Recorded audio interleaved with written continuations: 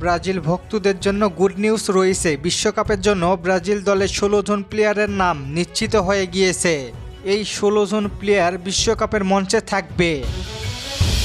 বিশ্বকাপের আগে ব্রাজিল আরও 4টি প্রীতি ম্যাচ খেলবে। মার্চ মাসে ব্রাজিল খেলবে ফ্রান্স ও ক্রোয়েশিয়ার বিপক্ষে। তারপরে মে মাসে বিদায়ী ম্যাচ খেলবে ব্রাজিল।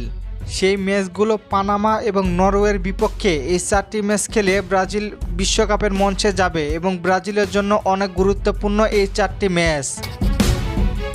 একে ইউরোপীয় দলের বিপক্ষে খেলা হচ্ছে, তার সাথে নিজেদের শক্তি কতটুকু রয়েছে সেইটাও বোঝা যাচ্ছে।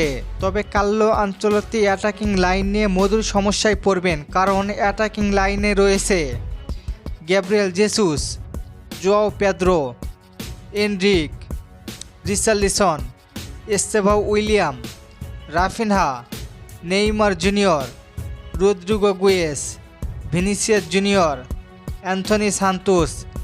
এতগুলো অ্যাটাকিং লাইন নিয়ে কিভাবে কোথায় খেলাবেন? তাছাড়া বর্তমানে সবাই দুর্দান্ত ছন্দে আছে, কাউকে বাদ দেওয়ার কোনো সুযোগ নেই। চলেন দেখে আসি ব্রাজিলে কোন 16 জন প্লেয়ার থাকবে। ইনজুরি সমস্যা না হলে এরা বিশ্বকাপে যাবে।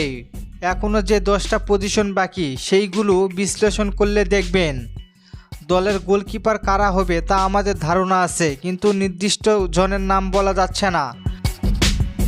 তবে মোটামুটি শিওর অ্যালিসন বেকার থাকবে। ডিফেন্সে থাকবেন Marquinhos, Eder Militao, Gabriel Magalhaes, Vanderson এবং উইসলি। ফুলব্যাক হিসেবে কায়ো হেনরিক আর ডগলাস সান্তোস থাকতে পারে, তাদের সাথে অ্যালেক্সান্ড্রো থাকবেন।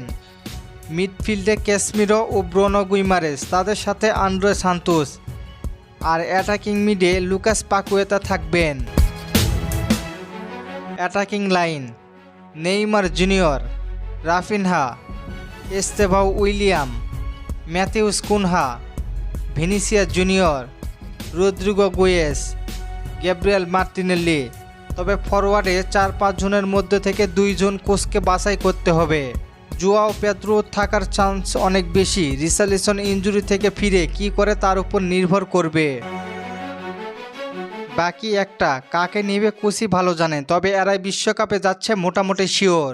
আপনাদের মতে আর কাদেরকে দলে নেওয়া উচিত জানিয়ে দিন কমেন্ট করে। আর ফুটবলকে নিয়ে নতুন কোনো প্রশ্ন থাকলে করতে পারেন, পরবর্তী ভিডিওতে রিপ্লাই করব। ধন্যবাদ। অবশ্যই নাম দিয়ে কমেন্ট করবেন।